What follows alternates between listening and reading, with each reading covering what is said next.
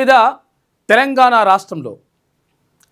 రాష్ట్రంలో right to education యాక్ట్ని 2009ని implement చేయాలని చెప్పేసి బలంగా డిమాండ్ వినిపిస్తూ ఉంది.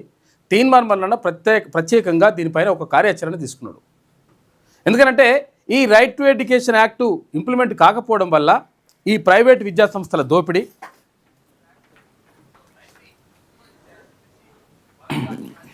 వాళ్ళ తెలంగాణ రాష్ట్రంలో తల్లిదండ్రులు పడుతున్న ఫీజుల భారానికి విముక్తి జరగాలంటే రైట్ టు ఎడ్యుకేషన్ ఒక్కటే మార్గం.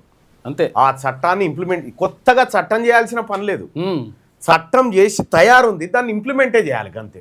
ఈడబ్ల్యూఎస్ వస్తారన్న, ఇవాళ వచ్చింది 2 రోజులు, రేపు తెల్లారి మర్నాడు కథం ఇంప్లిమెంటేషన్ 2 రోజులు జరిగింది, 48 hours.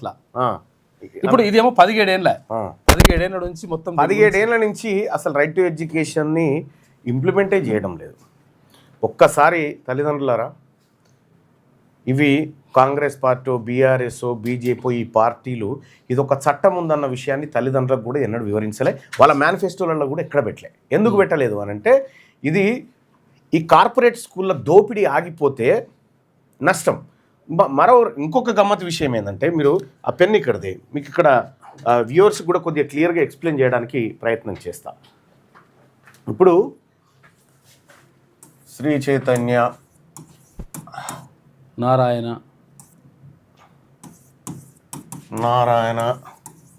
ఇవన్నీ ఉన్నాయి కదా. ఇక్కడ ఇది వర్సెస్ ఆర్టీఈ 2009, 2009లో ఈ చట్టం వచ్చింది, రైట్ టు ఎడ్యుకేషన్ చట్టం. ఇప్పుడు ఏం జరుగుతుందంటే, అది ఇంప్లిమెంట్ చేస్తే ఇలా దోపిడీ ఆగిపోతుంది. వీళ్ళు ₹1,00,000 ఫీజు తీసుకుంటారు కదా, ఇంకెక్కువనే ₹1,00,000 ఫీజు తీసుకుంటారు కదా. ఒకవేళ ఇది ఇంప్లిమెంట్ అయితే ఇది 25,000కి వస్తుంది. ఇక అంతంత స్కూల్లో అయితే 10,000కి కూడా వస్తుంది, 25,000కే వస్తుంది. అదే శ్రీ చైతన్య, అదే నారాయణలో వస్తుంది. ఇక్కడ ఈ చట్టం ఇంప్లిమెంట్ కాకుండా ఇప్పుడు ఇలా 75,000 లాస్ అవుతారు కదా. ఈ 75,000లోంచి ఒక్కొక్క విద్యార్థి మీద ఓ ₹10,000 ప్రభుత్వంలో ఉన్నటువంటి లీడర్లకు కడుతున్నారు. 10,000 వాటా ప్రభుత్వ లీడర్లకు కడతా ఉన్నారు. ఇంకా కొంత ఏం చేస్తూ ఉన్నారు, మరి రాజకీయ నాయకులు, రాజకీయ పార్టీలు ప్రజలకు ఇలాంటి చట్టం ఉందనేటువంటి విషయాన్ని చెప్పలేదు కదా. మరి చెప్పాల్సిన బాధ్యత ఎవరిది? మీడియా కదా, మీడియా చెప్పాలి కదా. కానీ వీళ్ళు ఏం చేస్తూ ఉన్నారు, మీడియాకు కూడా చెప్పకుండా మీడియాకు అడ్వర్టైజ్మెంట్లు ఇస్తున్నారు.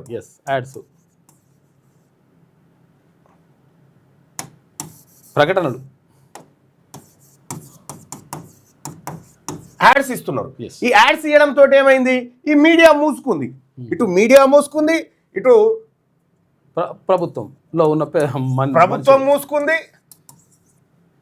ఇవి జరగగా ఇంకొకటి ఏం జరిగిందంటే, ఈ ప్రైవేట్ స్కూళ్ళల్లో 72% స్కూళ్ళు రాజకీయ నాయకులే, 72%.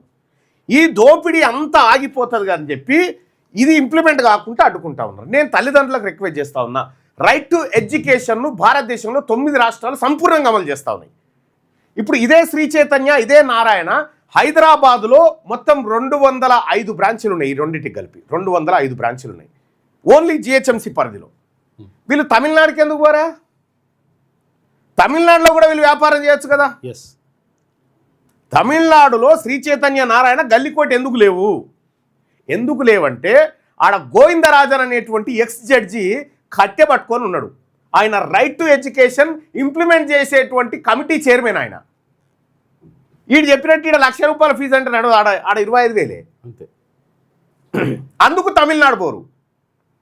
ఎందుకు పోరు అంటే, తమిళనాడులో మెజారిటీ వర్గాలైనటువంటి బీసీల ప్రభుత్వం ఉంది అక్కడ.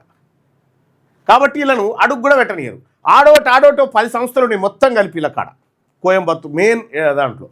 ఇక్కడ విషయం ఏంటంటే, ఈ రాష్ట్ర ప్రభుత్వం ఇది ఇంప్లిమెంట్ చేస్తే తల్లిదండ్రులకు మస్తు ఉపశమనం జరుగుతుంది. మస్తు పైసలు పిల్లల ఎడ్యుకేషన్ మీద పెట్టాల్సిన డబ్బు చాలా మిగిలిపోతుంది. 25% మంది పిల్లలకు ఫ్రీగా ఎడ్యుకేషన్ దొరుకుతుంది. ఇది అమలు చేయట్లేదు. తల్లిదండ్రులారా, ఇందిరా పార్క్ దగ్గరికి ఎర్ర టెండలో వచ్చి మీ సర్ది మీరు తిని సభను విజయవంతం చేసి రైట్ టు ఎడ్యుకేషన్ ఇంప్లిమెంట్ చేయాలని చెప్పి మీరు ఏదైతే డిమాండ్ చేసిరో, ఆ డిమాండ్కు కోసం మీరు అక్కడికి వచ్చిన తల్లిదండ్రుల ప్రతి ఒక్కరికి కూడా పేరు పేరున ధన్యవాదాలు తెలియజేస్తూ ఉంది తెలంగాణ రాజ్యాధికారం. రైట్ టు ఎడ్యుకేషన్ ఒక్కటి మన బతుకులు మారుస్తుంది. ఎస్. ఈ కార్పొరేట్ దోపిడి ఆగిపోతుంది. కాబట్టి తల్లిదండ్రులారా, మీ పిల్లలు ఏ స్కూల్లో చదువుతా ఉన్నారో ఇక్కడ రైట్ టు ఎడ్యుకేషన్ ఇంప్లిమెంట్ అవుతుందా అని అడగండి. విద్యా హక్కు చట్టం రైట్ టు ఎడ్యుకేషన్ ఇక్కడ ఇంప్లిమెంట్ అవుతుందా అని అడగండి. వానికి అప్పటికే సల్ల చెమటలు స్టార్ట్ అవుతాయి, అమ్మ వీళ్ళకి తెలిసిపోయిందని. ఎస్, అందులోనే ఉన్నది విద్యా హక్కు చట్టం. విద్యా హక్కు మనది. రైట్. అది ఆ విద్యా అది ఏం చెప్తుంది అంటే విద్య అనేది వ్యాపారం కాదు, సేవ అని చెప్తుంది. ఎస్. సో కాబట్టి ఈ మీడియా కానీ ఈ ప్రభుత్వం కానీ ఈ రైట్ టు ఎడ్యుకేషన్ ఎక్కడ కూడా చర్చకు రానియకుండా, ఎక్కడ వీడియో లేకుండా చాలా జాగ్రత్తగా దాచిపెడతాయి. మీరు చూసారు కదా, ఇందిరా పార్క్ దగ్గర కొన్ని వేల మంది పేరెంట్స్ వచ్చి కూర్చున్నారు కదా. వేల మంది పేరెంట్స్ వచ్చి కూర్చుంటే ఒక్క టీవీ ఛానల్లో వార్త లేదు. చూసిరా? లేదు. ఎందుకు లేదు? ఒక్క పేపర్లో వార్త లేదు. ఎందుకు లేదంటే శ్రీ చైతన్య నారాయణ కోపం వస్తుంది కదా. కోపం వస్తే ఇలా యాడ్స్ ఇయ్యారు కదా. యాడ్స్ ఇవ్వకపోతే వీళ్ళకి ఎంగిలి మెతుకులు దొరికాయి కదా. ఇక్కడ ప్రజలు నష్టపోయినా పర్వాలేదు కానీ ఈ సంస్థలు బాగుపడాలి. అంటే మీడియా సంస్థలు ప్రజలకు వ్యతిరేకంగా పనిచేస్తున్నాయని చెప్పడానికి ఇది ఒక ఉదాహరణ. ఇంక ఇవే కాదు, ఇంకా చాలా ఉన్నాయి. ఈ మీడియా కుప్ప అంతా ఇప్పిపోసేది ఉందో రోజు. మంచిగానే ఇప్పుతాం. ఇవి ప్రజలను ఎట్లా మోసం చేస్తూ ఉన్నాయి. ఇక్కడ ఉన్నటువంటి ఛానళ్ళు, ఇక్కడ ఉన్నటువంటి లెక్కలు ఇవన్నింటినీ కూడా ప్రజలకి, మరీ ముఖ్యంగా బీసీలకు ఏ రకంగా ద్రోహం చేస్తూ ఉన్నాయి అనేది క్లియర్గా మీకు ఎక్స్ప్లెయిన్ చేసేటువంటి ప్రయత్నం చేస్తా. మనం రైట్ టు ఎడ్యుకేషన్ వదిలిపెట్టే ప్రసక్తి లేదు. ఈ రాష్ట్ర ప్రభుత్వం ఇంప్లిమెంట్ చేయాల్సిందే. ప్రత్యేక అసెంబ్లీ సమావేశాలు పెట్టి సురవరం ప్రతాపరెడ్డి అని చెప్పి ఒక పేరు పెట్టి ప్రత్యేక సమావేశాలు పెట్టి జైపాల్ రెడ్డి పాలమూరు ఎత్తిపోతలని పెడితే ఈ రెడ్ల కట్టలకు పేరు పెడతానికి ప్రత్యేక సమావేశాలు వస్తాయి. బీసీ బిడ్డల చదువుకు ప్రత్యేక సమావేశాలు ఎందుకు పెట్టదు ఈ ప్రభుత్వం? కాబట్టి రైట్ టు ఎడ్యుకేషన్ ఇంప్లిమెంట్ చేయాలని చెప్పి తెలంగాణ రాజ్యాధికార పార్టీ డిమాండ్ చేస్తుంది స్పష్టంగా. ఈ రాష్ట్ర ప్రభుత్వం, ముఖ్యమంత్రి గారు వెంటనే చొరవ తీసుకొని ఈ ఫీ రెగ్యులేషన్ చట్టాన్ని తీసుకొని రావాలి. ఇది ఇంప్లిమెంట్ చేయాలంటే రాష్ట్ర ప్రభుత్వం చేయాల్సింది ఏంటంటే క్లియర్గా, ఒకవేళ ఇది ఇక్కడ ఇంప్లిమెంట్ చేయాలంటే స్టేట్ గవర్నమెంట్ ఏం చేయాలంటే అసెంబ్లీలో ఏం చేయాలంటే ఈ ఫీజు ఏవైతే ఉన్నాయో ఈ ఫీజులను నియంత్రించేటువంటి గోవిందరాజన్ లాంటి మనిషిని పెట్టాలన్న. గోవిందరాజన్ లాంటి మనిషిని పెట్టి ఫీజులు ఎక్కువ, అప్పుడు వీడు కాదు పెంచేది ఫీజులు.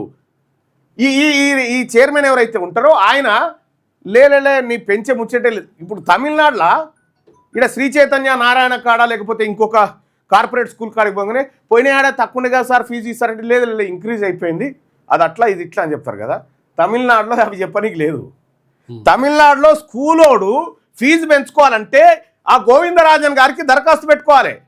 దరఖాస్తు పెట్టుకొని సార్ మేము పెంచుకుంటామంటే 3 ఏళ్ల దాకా ఎవరికి పెంచుడు లేదు.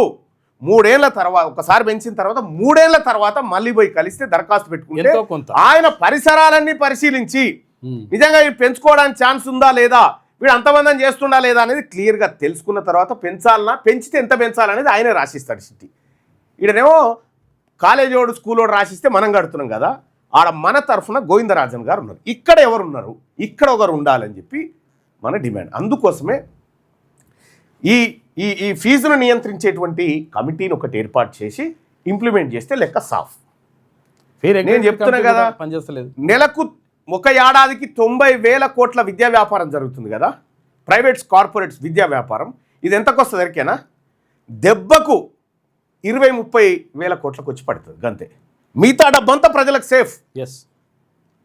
ఈ చట్టం ఒకటి ఇంప్లిమెంట్ చేస్తే రైట్ టు ఎడ్యుకేషన్ గురించి మీ వాట్సాప్ స్టేటస్లలో, మీ దాంట్లో, మీ ఫేస్బుక్లలో, మీ ట్విట్టర్లో మీరు అన్ని చోట్ల చర్చించాల్సిందిగా మీ అందరినీ రిక్వెస్ట్ చేస్తూ ఉన్నా.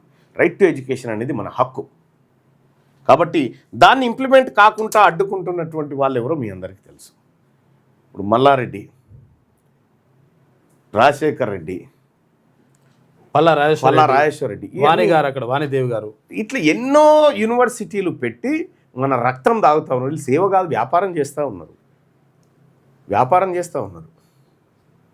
చూసిరా? ఇప్పుడు గతంలో మల్లారెడ్డి గారు చంద్రబాబు గారు టికెట్ ఇచ్చినప్పుడు చంద్రబాబు నాయుడు దేవుడు అవును. ఒక్కసారి కేసీఆర్ అధికారంలోకి రాగానే చంద్రబాబును తడక్కుని ఎత్తేసిను, కేసీఆర్ భగవంతుడే అన్నాడు. ఇప్పుడు మెల్లగా ఏం చేసిను, దేశవ్యాప్తంగా 18 మెడికల్ కాలేజీలు ఒకేసారి ఓపెన్ చేసినందుకు మోడీని మించిన మునగాడులేడా అంటాడు. వాళ్ళకు నీతి జాతి ఏమీ లేదు. వ్యాపారం విషయం, వాళ్ళ కోడలు వ్యాపారం విషయంలో నీతి జాతి ఏమీ లేదు. అర్థమైందా? మోషినోన్ని సావగొట్టమంటే సావగొట్టేస్తారు వీళ్ళంతా. అంతే. ఈ మందిని సావదొబ్బి బతికేటువంటి కాదు 2 రోజులలోనేమో ఈడబ్ల్యూఎస్ అమలైపోతుంది. ఇది ఇదే ఇక్కడ ఇదే పార్లమెంట్ ఇదే లోక్సభ ఇదే లోక్సభ ఇదే రాష్ట్రపతి గారు రైట్ టు ఎడ్యుకేషన్ తీసుకొచ్చి గెజిట్ ఇస్తేనేమో దీన్ని రాష్ట్రాలు ఇంప్లిమెంట్ చేస్తలేవు. ఈడబ్ల్యూఎస్ ఎకనామికల్లీ వీకర్ సెక్షన్ పేరు మీద రెడ్లు వెలమలకు రిజర్వేషన్ ఇస్తేందుకు 2 రోజులలో వచ్చింది. అందుకోసమే వీళ్ళు చేయకపోతే బీసీల ప్రభుత్వం రేపు వచ్చేది ఖచ్చితంగా, బీసీలు ఖచ్చితంగా దీన్ని అమలు చేస్తారు. ఈ కార్పొరేట్ శక్తులు ఇక్కడ తోక జాడించడానికి వీల్లేదు, జరగదు కూడా. అట్లా చేసేదాకా కొద్ది వాళ్ళు వచ్చారు పిలువు. ఇంకా తెలంగాణ రాజ్యాధికార పార్టీలోకి మహిళా సోదరుమణులు జాయినింగ్ అవుతూ ఉన్నారు. వాళ్ళందరికీ కూడా స్వాగతం చెప్తూ, ఇవాళ తెలంగాణ రాజ్యాధికార పార్టీ ఫక్తు బీసీల పార్టీ. ఇది మెజార్టీ వర్గాలైన ప్రజలకు అండగా నిలబడేందుకు, వారిని అధికారం వైపు తీసుకెళ్లేందుకు ముందుకెళ్తున్నటువంటి పార్టీ తెలంగాణ రాజ్యాధికార పార్టీ. ఏమైంది? రాలేదా? ఇంకా వస్తురా? ఏ వీళ్ళని రమ్మన్.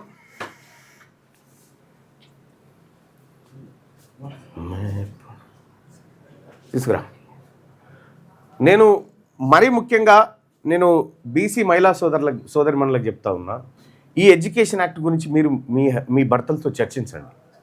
రైట్ టు ఎడ్యుకేషన్ 2009 అది ఏం చెప్తుందో ఒకసారి చదవండి.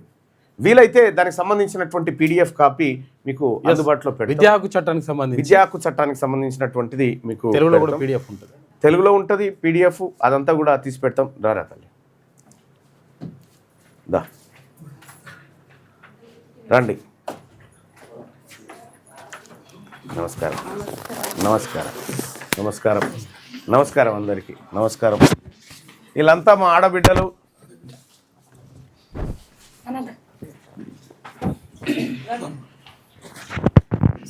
తీసుకో, అవి తీసుకున్నా ఒకసారి తీసుకున్నా. ఉన్నాయి ఉన్నాయి ఉన్నాయి ఉన్నాయన్న. నమస్కారం. అటు నిలబడి. వీళ్ళెవరో కొద్దిసేపు అయినాక పరిచయం చేస్తాం, ఫస్ట్ జాయిన్ అయినాక.